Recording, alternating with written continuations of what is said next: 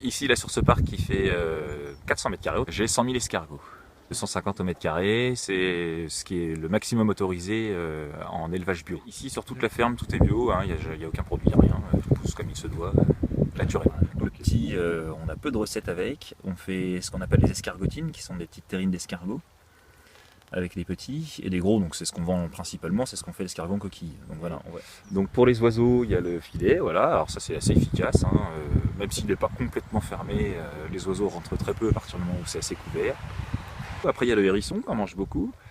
Le hérisson, lui c'est pareil, il ne peut pas grimper sur le bord, donc voilà, ça c'est réglé, le fait qu'il y ait une clôture assez haute, ça l'arrête tout de suite. Ensuite, il y a les insectes, donc ça, il n'y a pas grand chose à faire, on ne va pas s'amuser à courir après les insectes, hein. Puis comme en plus on est en bio, donc on ne met aucun insecticide.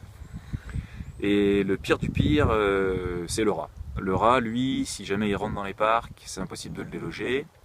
Parce que déjà, quand on sait où est-ce qu'il est, même si on sait où est-ce qu'il est, c'est très compliqué de chasser le rat. Et puis, s'il s'installe dans les parcs, il fait ses galeries dans le parc, pareil, il communique avec les autres, donc ils arrivent à plusieurs. Et en fait, il ne mange pas tout l'escargot, il mange que l'intestin. Donc il va grignoter la coquille, il mange la partie foie, intestin, et il laisse le muscle. Ce que nous on mange d'ailleurs. Okay. Du coup, pour lui là, c'est le drive, hein. Il n'a plus qu'à arriver, même pas le drive, il est au resto.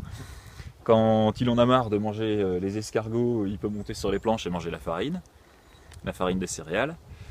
Et donc contre ça, eh bien, j'ai des chats de ferme, voilà, qui vivent avec les lapins dans le foin et avec le grain. Donc ils surveillent le grain, et puis comme ils chassent dans la prairie, ils sont toujours présents, et du coup j'ai très peu de rats ici. Alors est-ce que ça rapporte? Ça devra finir par être rentable. Nous on débute, alors comme toute exploitation qui débute, pour l'instant on se paye pas trop, hein, et on paye plus les charges qu'autre chose.